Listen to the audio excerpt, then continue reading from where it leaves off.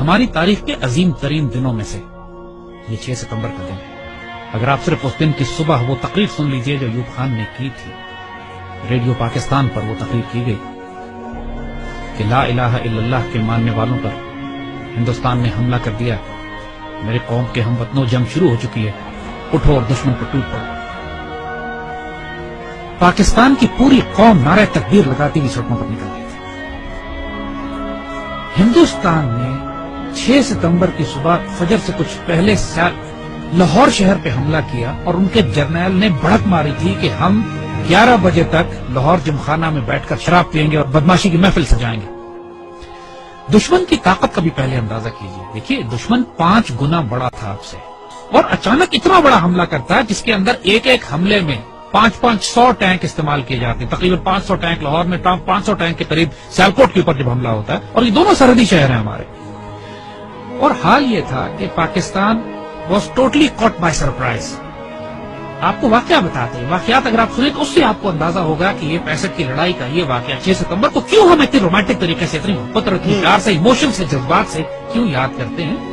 Air chief نے نور خان صاحب کی دلیری اور جرت دیکھے، یہی پہ لیڈنگ فرام دا فرنٹ جسے کہتے ہیں، انہوں نے کہا کہ یہ سارٹیز نہیں جائیں گی جب تک میں خود نہ دیکھ لوں کہ یہ کتنی خطرناک ہے ہمارے پائلٹ۔ دنیا کی تاریخ میں پاکستان فوج ایک بیسٹ واحد فوج ہے کہ جس میں آفیسر کیجویلٹی ریٹ سب سے زیادہ ہے، اس لیے کہ ہمارے آفیسرز آگے بڑھ کر لیڈ کرتے ہیں۔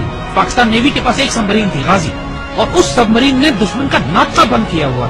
اس زمانے میں تاریخ ناول اور کتابیں لکھی گئی کہ سومناتھ پر محمود غزنوی کے 17 حملوں کے بعد یہ 18واں حملہ، اور پاکستان کی نیوی آگے بڑھ کر سمندروں میں گئی، دوارکا پہ گئی، دوارکا کے قلعے کو تباہ کیا بومنگ کر کے، فائرنگ کر کے، شیلنگ کر کے، اور پھر نکل کر واپس آئی۔ میرے والد توپ خانے کے افسر تھے اور سیالکوٹ ہی میں مقیم تھے، سیالکوٹ سیکٹر پہ بالکل سرحد پہ ہمارا گھر تھا میرے، اور جب یہ جنگ شروع ہوتی ہے تو خاندانوں کو، عورتوں کو، بچوں کو وہاں سے نکلنا پڑا، تو اس میں ہماری والدہ ہمیں لے کر نکلی، اور یہ وہ وقت تھا کہ جب ہمارے گھر کے آس پاس توپیں لگی ہوئی تھی اور پاکستان کی فوج جوابی حملہ شروع کر رہی تھی سیالکوٹ سیکٹر پہ دشمن کے خلاف۔ ایسے ایسے معجزات دیکھنے کو ملے ہیں۔ میرے والد عینی شاہد ہیں اس بات کے کہ ایک سیکٹر پر ہماری توپوں کی مدد کی ضرورت پڑی، ہماری پیادہ فوج کے مورچے تھے جن پر دشمن کے ٹینکوں کا دباؤ بہت شدید تھا، اور ہماری توپوں کی آخری حد سے بھی زیادہ 2-3 کلومیٹر آگے وہ دشمن کے ٹینکوں کے پوزیشنز تھی، اور جب مدد مانگی گئی تو حساب لگایا گیا کہ ہماری توپوں کے گولے دشمن تک نہیں پہنچ سکتے، اور صورتحال یہ تھی کہ اگر اس وقت مدد نہ دی جاتی اپنی فرنٹ لائن کو تو سیالکوٹ شہر کا ایک پورا سیٹ دشمن قبضہ کر لیتا۔ اللہ کے توکل پر یقین کریں، افسروں کی آنکھوں میں آنسو آ گئے، انہوں نے اللہ کے بھروسے پہ، اللہ کے آسرے پہ کر کے دشمن کی طرف توپوں کا منہ کر کے فائر کیا ہے، اور ناقابل یقین بات ہے کہ گولا تقریباً 2.5-3 منٹ لیتا ہے فائر ہونے کے بعد توپ کا اپنی منزل پہ پہنچتے ہوئے۔ 3 منٹ کے بعد وائرلیس پہ ہماری جو آگے ہمارے مورچے تھے وہاں سے نعرے تکبیر کی آوازیں آنے لگی کہ دشمن کے توپیں ٹھیک ٹینکوں کے بیچ میں گر رہے تھے، جو کہ ہماری توپ کی آخری حد سے بھی کئی کلومیٹر آگے تھا۔ نہ اس سے پہلے کبھی توپ نے اتنا دور فائر کیا، نہ اس کے بعد کبھی اتنا دور فائر کیا۔ اس موقع پر جب ضرورت تھی تو اللہ کی طرف سے تائید آئی۔ ہزاروں واقعات ایسے ہیں۔ یہ باتیں بزرگوں نے کتابوں میں بھی لکھی ہیں، آپ ممتاز مفتی کی کتابیں اٹھا کے دیکھ لیجئے، الک نگری دیکھیے، تلاش دیکھیے، اخبار میں اس زمانے کے تمام واقعات یہ چھپے ہیں۔ جب 65 کی لڑائی شروع ہوئی، ممتاز مفتی اپنی کتابوں میں لکھتے ہیں کہ مسجد نبوی شریف میں اللہ کے بندوں نے حضور صلی اللہ علیہ وسلم کی زیارت فرمائی اور دیکھا کہ حضور جنگی لباس میں اصحاب بدر کے شہداء کے ساتھ پاکستان کے دفاع کے لیے تشریف لے جا رہے ہیں کہ پاکستان پہ حملہ ہوا ہے، ہم نے اس کا دفاع کرنا ہے۔ اور یہ باتیں ممتاز مفتی نے لکھی ہیں، کتابوں میں چھپی ہیں، اخباروں میں چھپی ہیں، یہ باتیں اپنی طرف سے ہم نہیں بنا رہے۔ یہ باتیں کہ دشمن کے طیاروں ان کو ذمہ داری دی گئی کہ راوی کے پل پہ بمباری کرنی، وہ پائلٹ پکڑا گیا۔ جب اس سے پوچھا گیا کہ پل تو تمہارے سامنے تھا، تم نے بمباری کیوں نہیں کی؟ کہتے ہمیں کہا گیا تھا وہاں ایک پل ہے، مجھے 6 پل نظر آ رہے تھے۔ یہ باتیں دشمن کے سپاہیوں نے کہی ہیں جن کو گرفتار کیا گیا کہ وہ آپ کی گھوڑوں والی فوج کون تھی جو سفید لباس میں تھی اور جس کی تلواروں سے شعلے نکلتے تھے۔ یہ دشمن کے پائلٹس نے یہ باتیں کہی ہیں کہ ہم بم گراتے تھے، 35-40 کے قریب بم پنڈی پہ گرے، صرف 5 بم پھٹے، وہ بھی ویرانے میں، باقی بم پھٹے نہیں۔ حضور کہتے ہیں کہ فضائے بدر پیدا کرو تو ملائکہ آج بھی مدد کے لیے نازل ہوں گے۔ جنگ بدر پہ ہوا تھا نا ایسا، لیکن اللہ تعالیٰ قرآن میں فرماتا ہے کہ میں نے پھر 1000 ملائکہ نازل کیے، اور یہ بات صرف 1400 سال پہلے پہ محدود نہیں ہے۔ جب بھی مسلمان اللہ رسول کے نام پر کھڑے ہوں گے اس پاک سرزمین کی حفاظت کے لیے تو اللہ کی تائید نصرت آئے گی۔ 65 سب سے خوبصورت مثال ہے ہمارے لیے۔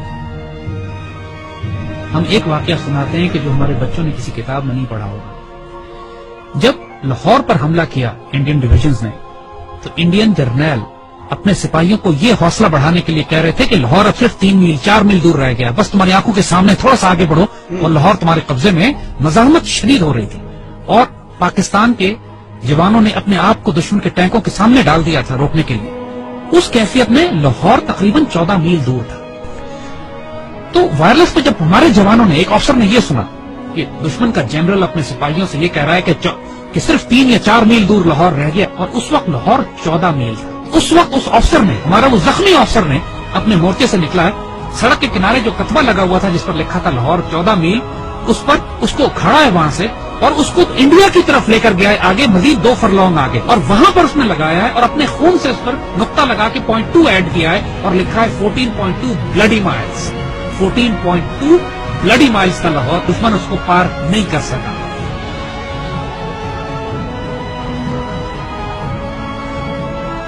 جب شہداء پہنچنا شروع ہوئے سی ایم ایچ میں، انہوں نے دیکھا کہ اتنا پریشر تھا کام کرنے کا کہ مرد سارے کام میں لگے ہوئے تھے، تو ان زخمیوں کو ریسیو کرنے کے لیے نرسز تھی، تو شہداء کو انہوں نے نرسز کے حوالے کیا کہ آپ ان کو تیار کریں اور رکھیں ایک ہفتہ کے بعد ان کو بریل کے لیے لے جایا جائے گا۔ تو آنے والے جوانوں نے جب یہ دیکھا کہ بہنیں اور بیٹیاں ان شہداء کو ریسیو کر رہی ہیں تو ان کی آنکھوں میں آنسو آ گئے۔ واپس جا کے اپنی پوری یونٹ میں اعلان کیا کہ وہ شیرو دلیرو سینوں پہ گولیاں کھانا، پیچھے تمہاری بہنیں تمہیں وصول کر رہی ہیں، ایسا نہ ہو کہ تمہاری پشت دیکھیں اور یہ کہیں کہ یہ بغیرت پشت پہ گولی کھا کر آئے۔ یعنی یہ جذبہ تھا جوانوں میں کہ ہمیں دفن کرنے کے لیے پیچھے ہماری بہنیں کھڑی ہیں، اور سب نے قسمیں کھائیں کہ ہم گولی سینوں پہ کھائیں۔ یہ وہ باتیں یونٹوں کے اندر ہوئی باتیں، میں ٹیکسٹ بکس میں لکھی جاتی ہیں نا کتابوں میں، یہ وہ باتیں کہ جو فوجیوں کے سینوں میں دفن ہیں۔ ایسے بھی موقع آ گئے کہ جب دشمن کے ٹینک ہمارے توپخانے کے اتنے نزدیک پہنچ گئے کہ براہ راست توپخانے اور ٹینکوں کی لڑائی شروع ہونے والی تھی۔ کہا جاتا ہے دوسری جنگ عظیم کے بعد سب سے بڑی ٹینکوں کی لڑائی بھی سیالکوٹ میں لڑی گئی۔ تو باقاعدہ ایک آرٹلری افسر نے کمانڈ دی کہ H E unload and A P load, یعنی ہائی ایکسپلوسو شیل نکال دو اور اب آرمر پیئرسنگ شیل لوڈ کرو، کیونکہ اب توپ اور ٹینک کی براہ راست لڑائی شروع ہونے والی۔ اور یہ ایسا موقع ہوتا ہے کہ جس کے بعد آر یا پار ہوتا ہے، اور ایسے موقع پہ اللہ نے دھند بھیج دی، بیچ میں دھندیں آ گئی جس کی وجہ سے دشمن کے ٹینک رک گئے، اور جس طرح پہلے کہا تھا کہ پہلے دشمن نے خوف طاری کر دیا اللہ۔ یہی وہ نظریاتی اور روحانی احساس تھی ہماری جو ہمیں پاکستانی مسلمان بنا۔ وہ کیا چیز تھی جس نے ہمیں سیسا پلائی ہوئی دیوار بنایا؟ وہ یہی کلمہ تھا، لا الہ الا اللہ، جو ہمارے دل کی دھڑکنوں میں محمد رسول اللہ ماشاء اللہ۔